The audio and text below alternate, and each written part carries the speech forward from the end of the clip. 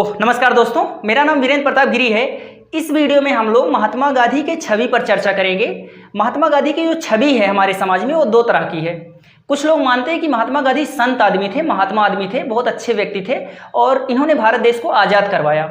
जबकि दूसरे लोग मानते हैं कि महात्मा गांधी बहुत बुरे व्यक्ति थे, बहुत खराब व्यक्ति थे।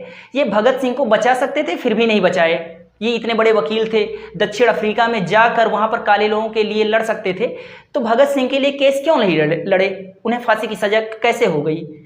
दूसरी चीज कहा जाता है कि ये हरिजन विरोधी थे, क्योंकि इन्होंने डॉक्टर अंबेडकर के कुछ विचारों से इन्होंने विरोध प्रदर्शित किया था और अपने अनशन के बल पर अनशन करके जो भीमराव अंबेडकर जी थे उनके कुछ निर्णयों को पलटवा दिया था उनसे, तो कहते हैं कि हरिजन विरोधी थे। दूसरा चीज इनके बारे में ऐसा कहा जाता है कि ये मुस्लिमों के तुष्टीकरण करने के चक्कर में हिंदुओं के अधिकारों का हनन करते थे। और कहा जाता है इनके बारे में कि ये अंग्रेजों के चाटुकार थे, यानी कि थोड़ा अंग्रेजों के पक्ष में झुके रहते थे। तो इस तरह से बहुत सारी बातें कही जाती है। मैं इन सारे बिंदुओं को एक एक करके लूंगा और बहुत सारे लेखकों ने इन सारे बिंदुओं पर क्या क्या लिख रखा है उसको हम समझने का प्रयास करेंगे। तो चलिए सबसे नंबर 1 पर हम लोग लेते हैं। कहा जाता है कि महात्मा गांधी भगत सिंह को बचा सकते थे फिर भी नहीं बचाए।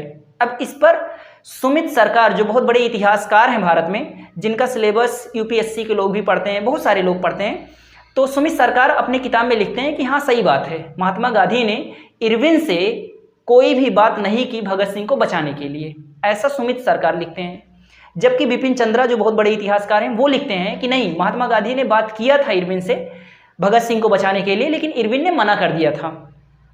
इसके बाद में एक पार्टी थी 1946 में, तो 1946 में एक पार्टी थी, उसका नाम था HSRA, यानी हिंदुस्तान सोशलिस्ट रिपब्लिकन एसोसिएशन नाम की एक पार्टी थी। उसके मेंबर भगत सिंह भी थे और उसी के एक मेंबर थे, यानी HSRA के ही एक मेंबर थे, उनका नाम था अज्ञेय, जो कि हिंदी के एक बहुत बड़े लेखक थे, सच्चिदानंद हीरानंद वात्स्यायन अज्ञेय उनका पूरा नाम था। तो उन्होंने अपनी एक कविता में लिख रखे हैं कि महात्मा गांधी ने इरविन से बात की थी लेकिन इरविन ने मना कर दिया था, ऐसा उन्होंने कविता में लिख रखा है। तो लिखित रूप में क्या क्या है आपको मैंने बता दिया। अब हम दूसरा पॉइंट लेते हैं। दूसरा पॉइंट हम ये लेते हैं, महात्मा गांधी के ऊपर ये शिकायत है, ये लगाया जाता है, कुछ लोग कहते हैं कि महात्मा गांधी दक्षिण अफ्रीका में गए थे तो केवल 3% एशिया के काले लोगों के अधिकार के लिए लड़ते रहे, जबकि वहां के जो दक्षिण अफ्रीका के मूल काले लोग हैं, जिन्हें बंटूस कहा जाता है, वो 70% थे, उनके अधिकारों के लिए कोई बातचीत नहीं की, कुछ नहीं किए, ऐसा कहा जाता है महात्मा गांधी के बारे में।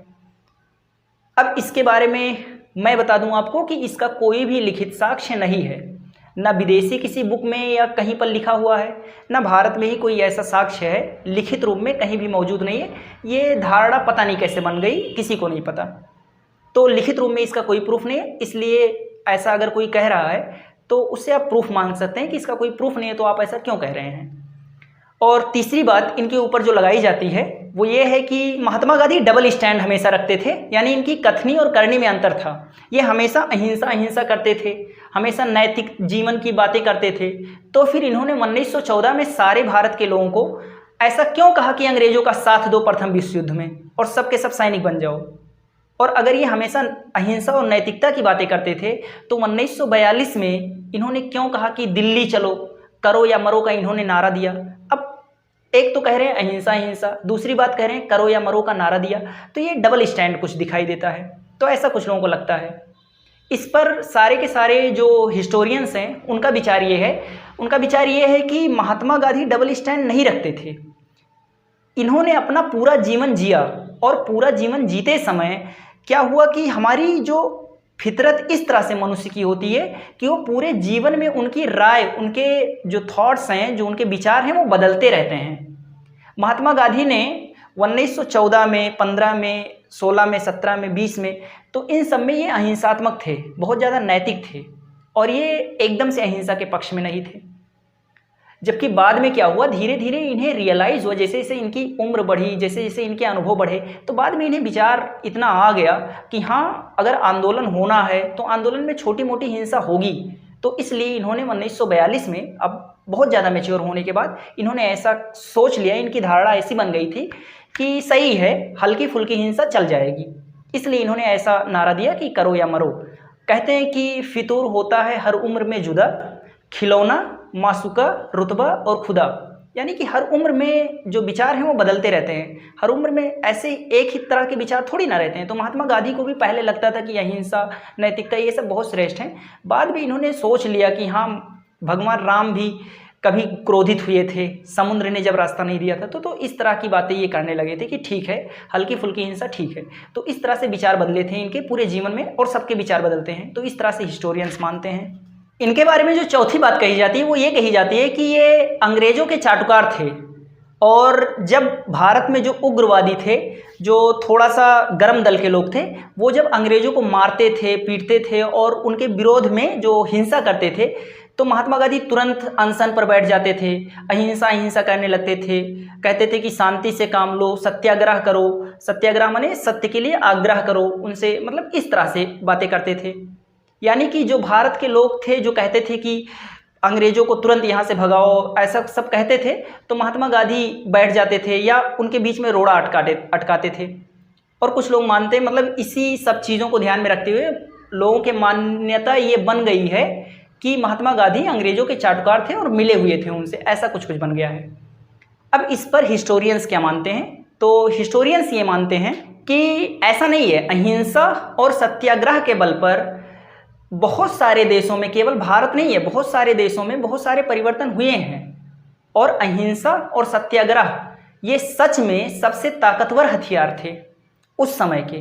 होता ये था कि जब भी भारत के लोग अंग्रेजों के विरोध में कोई हिंसा करते थे, कुछ करते थे, तो तुरंत अंग्रेज एक नया कानून लेकर आ जाते थे और ज़्यादा मुश्किल में भारत के लोगों को डाल देते थे।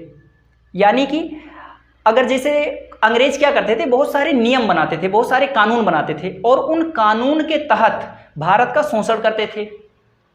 अब होता ये था कि जैसे ही भारत के लोग कोई प्रतिक्रिया देते थे, तो उस प्रतिक्रिया के विरोध में वो फिर से नया कानून लेकर आ जाते थे और भारत के लोग और ज़्यादा मुश्किल में जीने लगते थे।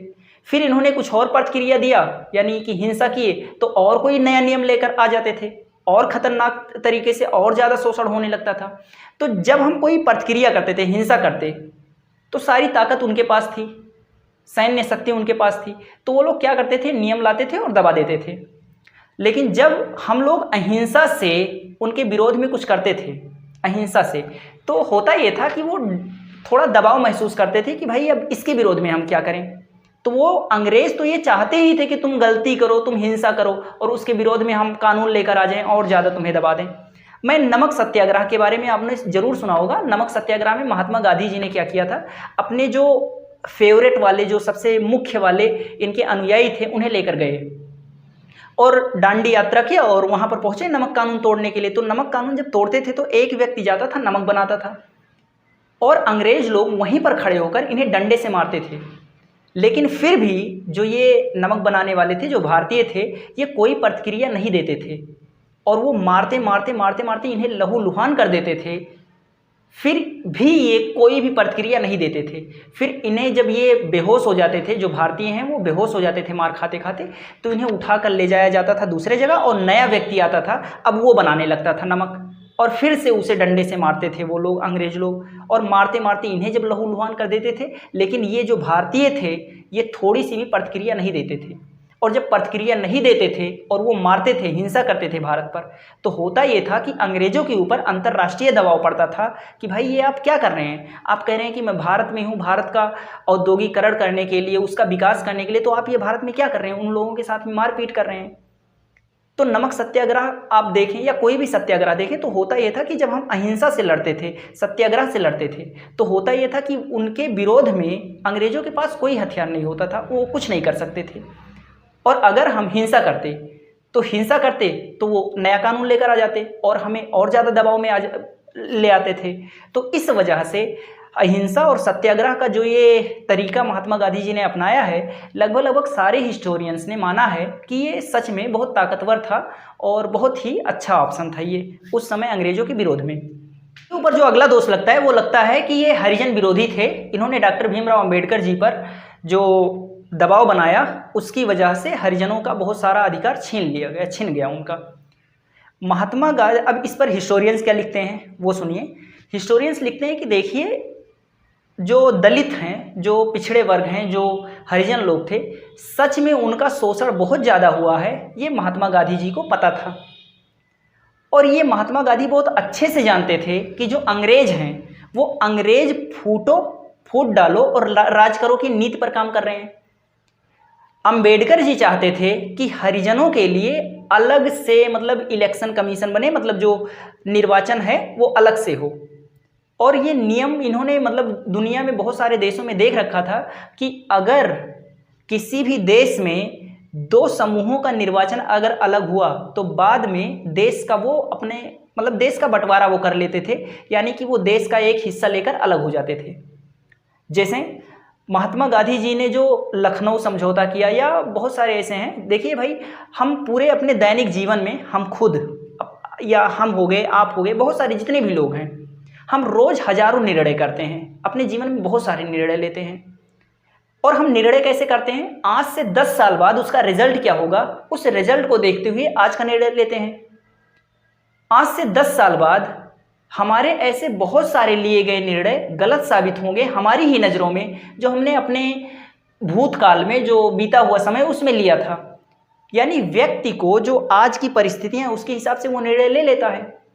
उसमें से बहुत सारे निर्णय आने वाले 10 साल के बाद हमें अच्छे लगेंगे कि हमने अच्छा निर्णय किया, और बहुत सारे निर्णय ऐसे होंगे जो हमें खराब लगेंगे कि मैंने यार खराब किया, पिछले समय में मुझे ये निर्णय नहीं करना चाहिए था।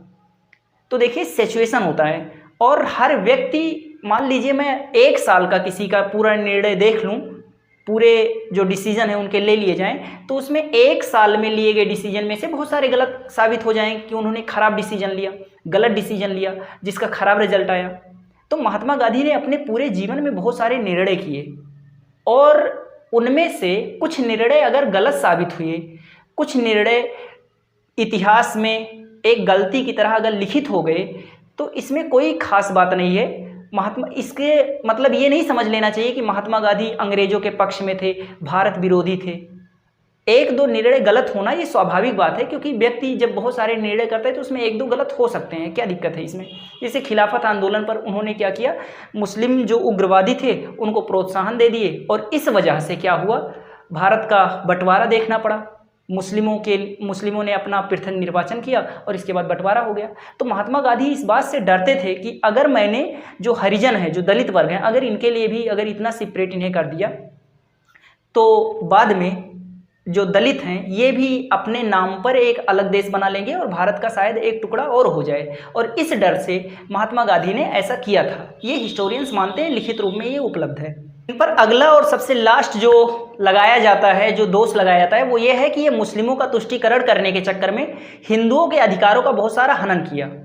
इसको समझते हैं हम एक एग्जाम्पल से। देखिए 1946 में, यानी कि भारत के बंटवारे से पहले की बात है, 1946 में क्या हुआ कि बंगाल में एक सोहरावर्दी नाम की एक महिला थी। तो उसने क्या किया, बंगाल में जितने भी कट्टरवादी लोग थे, जो बहुत ज़्यादा निर्दयी लोग थे, उन सब को, उन सारे गुंडों को छूट दे दिया दंगा भड़काने के लिए। और धीरे धीरे क्या हुआ, पूरे बंगाल में दंगा भड़क गया। वो बंगाल से दंगा पहुँच गया यहाँ कलकत्ता में, पूरे दंगा फैल गया। फिर मुंबई में, पूरा बम्बई में दंगा फैल गया। और दंगा जब इतना ज़्यादा फैल गया, नोवाखली में दंगा फैल गया। नोवाखली का दंगा आप सर्च करके देखेंगे, आपकी मतलब होश उड़ जाएंगे, इतना खतरनाक दंगा हुआ। और जब इस तरह से दंगा पूरा फैलने लगा, यानी कि 1947 से जस्ट पहले की ये बात बता रहा हूँ, 1946 की बात। तो जब दंगा फैल गया तो अंग्रेज उस समय भारत में थे और इन्होंने लगभग 50,000 सैनिकों को लगा दिया दंगा को कंट्रोल करने के लिए, लेकिन दंगा कंट्रोल नहीं हो रहा था। मुस्लिमों की संख्या वहाँ पर ज़्यादा थी, तो हिंदुओं के विरोध में मारकाट बहुत ज़्यादा हुआ। मुस्लिम भी मरे, हिंदू भी मरे, हिंदू ज़्यादा मरे, मुस्लिम कम मरे, जो बंगाल साइड में है यहाँ पर।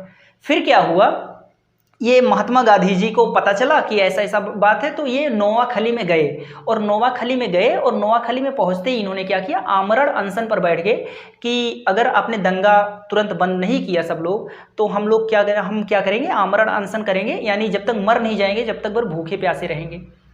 और फिर क्या हुआ, 2 या 4 दिन बीतते बीतते वो जो दंगा पिछले 1 महीने से चल रहा था, वो 2 या 4 दिन में पूरा समाप्त हो गया, एकदम बढ़िया से सारा हालात हो गया। उस पर माउंट बेटन जाकर गांधी जी से मिले कि गांधी जी, जो 60,000 सैनिक मिलकर नहीं कर पाए, वो आपने 4 दिन में कर दिया, अकेला आदमी। इसके बाद इन्हें पता चला कि भाई इसी समय पंजाब में भी बहुत सारा दंगा हो रहा है।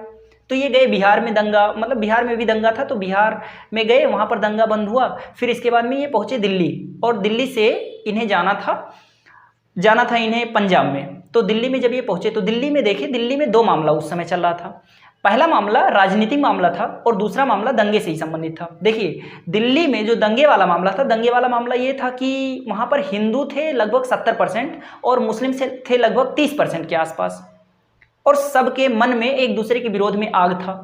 क्यों? क्योंकि उस समय भारत के लोगों को पाकिस्तान भेजा जा रहा था, पाकिस्तान वालों को भारत लाया जा रहा था, यानी जो हिंदू थे भाग भाग के भारत आ रहे थे, भारत से बहुत सारे मुसलमान भाग भाग के पाकिस्तान जा रहे थे, तो ये सब माहौल था। तो उस समय पाकिस्तान जो दिल्ली है, उस दिल्ली में 30% मुस्लिम थे और 70% वहाँ पर हिंदू थे, तो हिंदुओं की संख्या ज़्यादा थी, और वो सबके सब क्या कर रहे थे, मुस्लिमों को मार रहे थे। जब महात्मा गांधी दिल्ली में पहुंचे तो सारे मुस्लिमों के मन में एक संतोष आ गया कि अब हम लोग बच जाएंगे, अब हम लोग मरेंगे नहीं, हम लोग जिंदा बच जाएंगे। कोई भी मुस्लिम सड़क पर निकल नहीं पा रहा था।